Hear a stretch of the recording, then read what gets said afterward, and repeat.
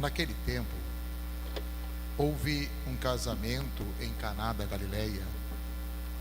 A mãe de Jesus estava presente.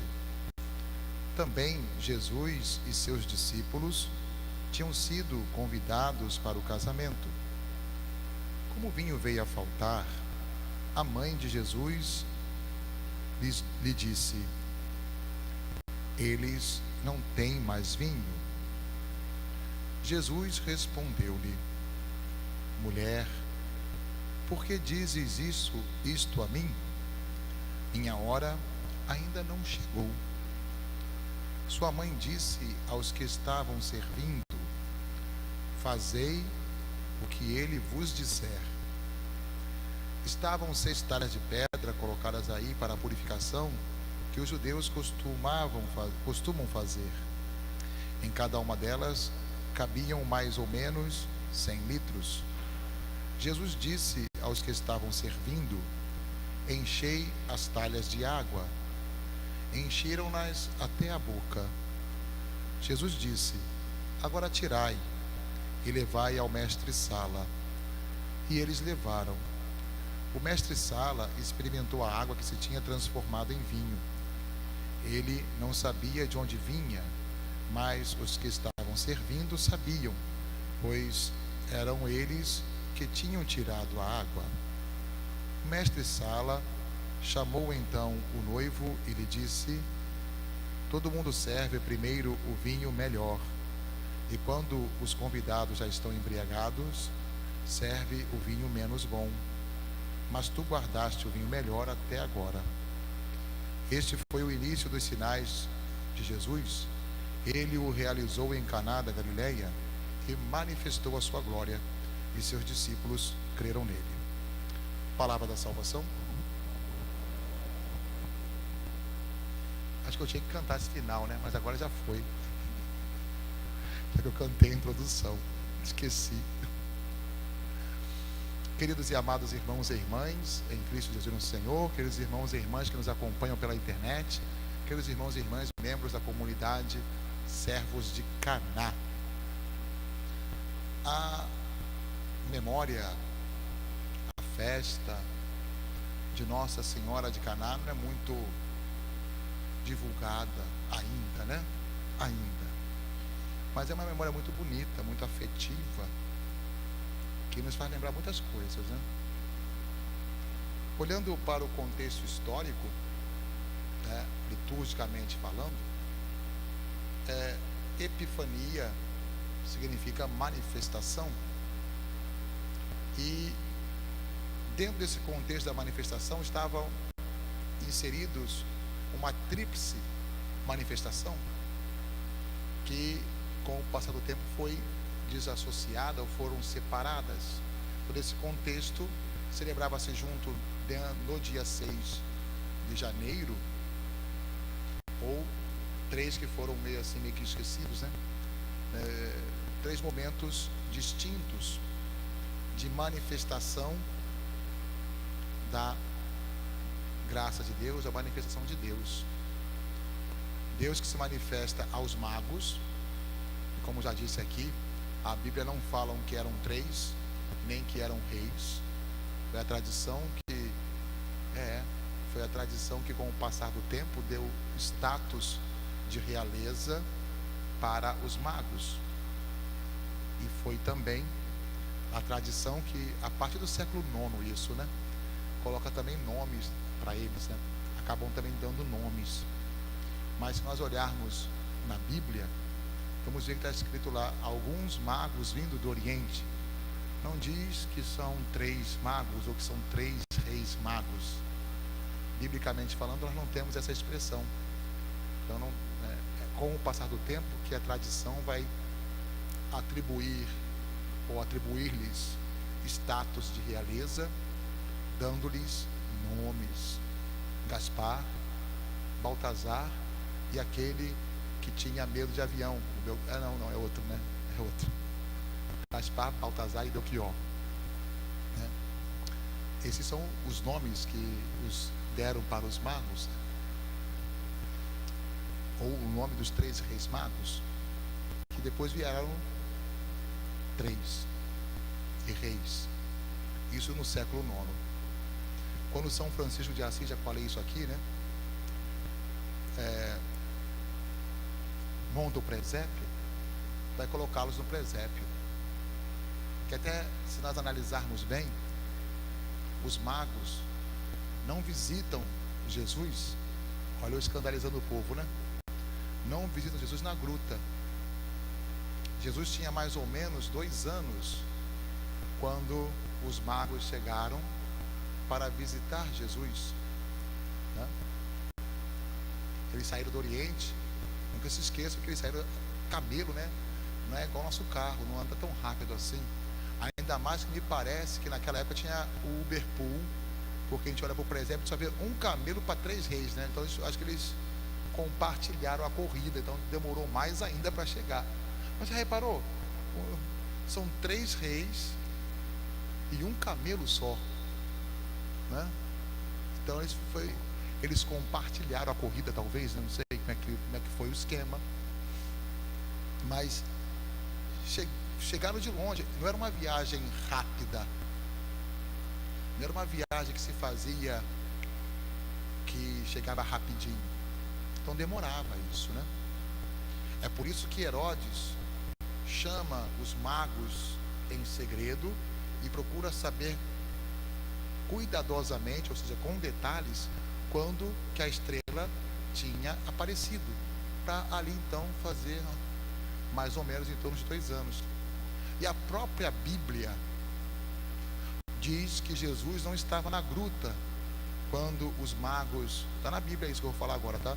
A Rosalva, que é da comunidade, ó, tá de rosa também, ó. Viu? Também é da comunidade, a Rosalva. Tá de rosa e tudo, né? Ela tá regalando os olhos quando eu falo isso, né? Mas o que eu vou falar está na Bíblia agora, tá? A Bíblia diz que o cenário onde os magos encontraram Jesus é outro, não é a gruta. Já repararam isso? Peguem lá o Evangelho que vocês vão ver, né? Em casa vocês podem fazer esse exercício. Está escrito assim: ao verem de novo a estrela, sentiram uma alegria muito grande. Chegando na casa, encontraram Maria e o menino, bebê enrolado, e eles então abriram seus cofres e ofertaram os presentes. Perceberam onde ele estava? Não falaram que estava numa gruta, estava numa casa, né? Porque Jesus e Maria também não ficaram mais ou menos 2 anos na gruta, né? Nasceu ali. Estou escandalizando vocês, né? Mas ali tem a manifestação de Deus na carne humana. Cristo se manifesta na carne, tá bom? Então nós temos... Só que a manifestação de Deus não se resume apenas na manifestação de Jesus aos magos. Esse contexto epifânico, ele extrapola esta dimensão de apenas Jesus se manifestando aos magos. Dentro desse contexto também se celebrava, também se celebra, melhor dizendo, a festa do batismo de Jesus, que é uma epifania, né? Porque quando Jesus é batizado, vem do céu uma voz que diz: este, deve ser assim, né? Este é meu filho amado, em quem pus todo o meu agrado, escutai-o todos vós, né? Ah, não, esse não, essa parte pula. Mas tem a frase: numa nuvem, né, ou melhor, do céu. Estava pegando já o texto estava pegando já o cenário de uma outra manifestação, que é do Tabor, né, que é parecida com a manifestação do batismo, né? Onde nós tínhamos exatamente esta frase, ou onde nós temos, melhor dizendo, onde nós temos esta frase: este é meu filho muito amado, escutai-o todos vós. Então nós temos uma manifestação ali também. E é claro, evidente, dentro desse contexto, celebrava também no dia 6 a festa de Nossa Senhora de Caná, porque o Evangelho de Caná, no final, né, não sei se vocês perceberam, diz o seguinte: este foi o primeiro milagre que Jesus realizou em Caná da Galileia e manifestou a sua glória, e seus discípulos creram nele. Até coloca para nós uma dinâmica do milagre. Todo milagre tem essa dinâmica de manifestar a glória de Deus e suscitar a fé. Então nós percebemos isto nesta dinâmica de bodas, ou no Evangelho das bodas de Caná, onde Jesus manifestou a sua glória e seus discípulos creram nele. E por causa disso tudo, agora eu vou entrar numa parte que eu não domino muito. Quem domina mais é o pessoal aqui que está de rosa, né? Em 1992 começa na Argentina um movimento em que um padre, Héctor, confecciona uma imagem intitulada Nossa Senhora de Caná, e começou então a divulgar muito ali a devoção, baseada também exatamente nesse evangelho de Nossa Senhora de Caná, que intercede a Deus. É um contexto de intercessão bíblica, né? Intercede a Jesus por aquele casal. Maria, que olha a necessidade daquela família, olha a necessidade daquela gente, conhece a dispensa daquela família, a intimidade de Maria, né? Que conhece a intimidade daquela família, que conhece até a pouca reserva. Também Maria conhece a nossa dispensa, de modo singular, quando estamos também com o nossa reserva de amor se esvaziando, ou se acabando, se esgotando, a nossa reserva de paciência, a nossa reserva de humildade. É sempre bom. E também a nossa reserva de zelo, né? Pela gente acaba caindo tudo no chão. Olha, essa parte pula também, né? Mas reserva de zelo, né? Também. Não por causa disso que aconteceu, mas também é uma reserva de zelo. Ela também conhece as nossas necessidades.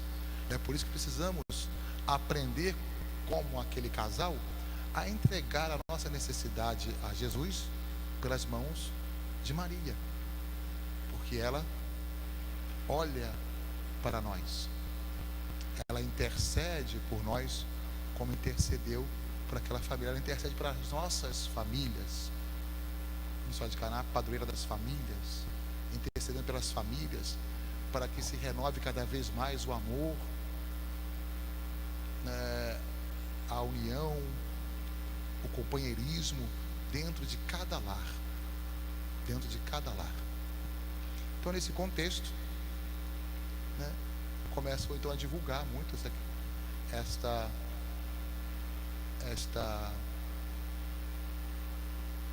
a devoção à Nossa Senhora de Caná, que se espalha, extrapola os limites territoriais da Argentina, chega também na Europa, Estados Unidos e por aí vai, América do Norte, Espanha, né? E assim por diante, em tantos lugares do mundo. Segundo, agora escutei da própria boca, né? Se eu me recordo da história, há mais ou menos 11 anos atrás, 12 anos atrás, escutei da fonte. Essa eu busquei na fonte, tá? Essa história está na fonte. Rapaz, é que a fonte está aqui, se eu errar a fonte me bate, né? Mais ou menos há 11 anos atrás, um grupo de pessoas jovens, naquela época eram jovens, hoje nem tanto, né? 11 anos atrás eram jovens, começaram lá em Saquarema, aqui no Rio de Janeiro, no estado do Rio, mas em Saquarema, começaram então a fazer um projeto missionário, visitando as famílias, refletindo sobre o Evangelho de Nossa ou o Evangelho das bodas de Caná.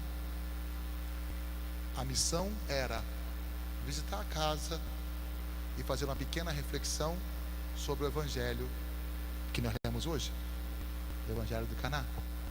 E assim eles começaram a fazer isso.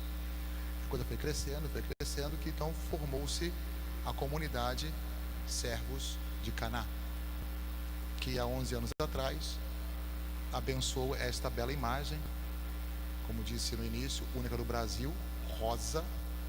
Nossa do canal brasileira é rosa, a da Argentina é branca, mas a nossa é rosa, né? Rosa, que olhando para o contexto litúrgico, a cor rosa dentro da liturgia, domingo Gaudete, domingo Letare, significa alegria. Nossa Senhora é aquela que vem também restaurar a alegria. Não vou nem contar a história que o pintor que errou a cor, mas essa parte pula.